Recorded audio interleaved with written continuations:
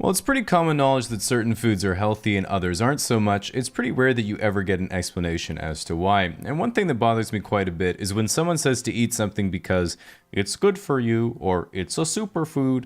And almost universally, what that really translates to is it grows in nature. Ironically, half the time it only grows in nature because we've selectively bred it over thousands of years to be that way. And when half of our leading sources of nutrition advice are Pinterest recipes, a lot of what we consider common knowledge is actually completely made up. As an example, one of the most common terms you'll see online with regards to healthy food is that something gets rid of toxins in your body, which really doesn't make any sense.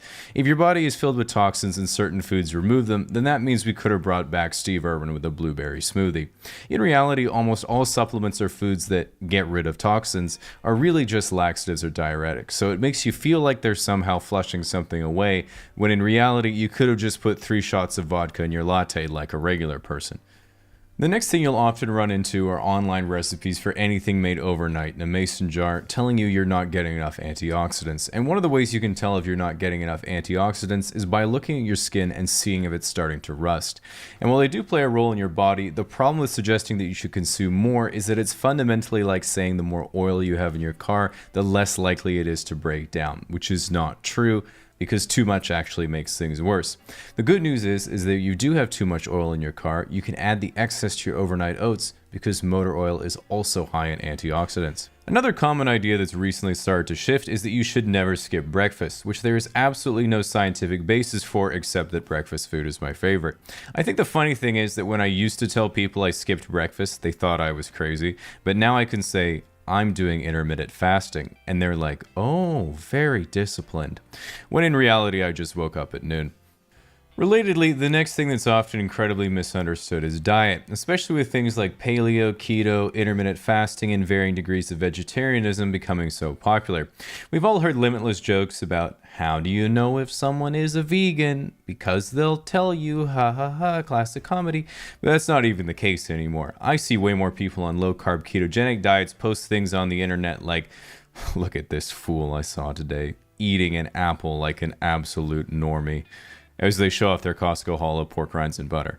The most important thing to know is that generally speaking, weight is regulated by calorie intake, so you have a certain amount of calories you burn in a day, and if you repeatedly intake more than that, you'll gain weight, and if you intake less than that, you'll lose weight. As a quick disclaimer, the exact amount of calories absorbed from food isn't always 100%, which is why some people claim calories in, calories out isn't true, but being more exact, calories metabolized and absorbed minus calories burned always is true. Now, for the average person, the amount of calories burned is around 2,000 to 2,500 calories a day. Then the generally accepted rule is that there is 3,500 calories in a pound of body fat. So say you wanted to get thick because it's 2019, you would have to eat roughly 500 calories above your daily maintenance for 71 days to gain 10 pounds. Then if we look at the composition of food itself, all food is made up of 3 primary macronutrients that serve a different bodily function, and each has a different caloric value. We have fat, which has 9 calories per gram, protein, which has 4 calories per gram, and carbohydrates, which have 4 calories per gram as well. And then there's a 4th bonus macronutrient, alcohol, which has 7 calories per gram. As for their physiological roles, loosely speaking, fat regulates hormones and stops your cells from imploding. Protein is for bodily function and muscular regeneration. Carbohydrates are primarily for aerobic and anaerobic activity. And then alcohol, which sadly just poisons you. The good news is that because too much alcohol is toxic, if your friend is passed out in the club bathroom, you can flush out the alcohol by popping a blueberry under their tongue, just like a sensu bean. Below that, we have fiber and micronutrients, which are all your vitamins and minerals. Just make sure you get enough of these or your teeth will fall out.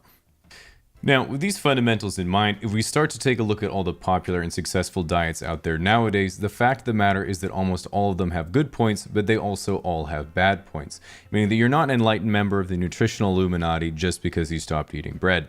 And if we take a look at all the most common diets that cover the full spectrum of plant-based to animal-based, we can see they all have pros and cons.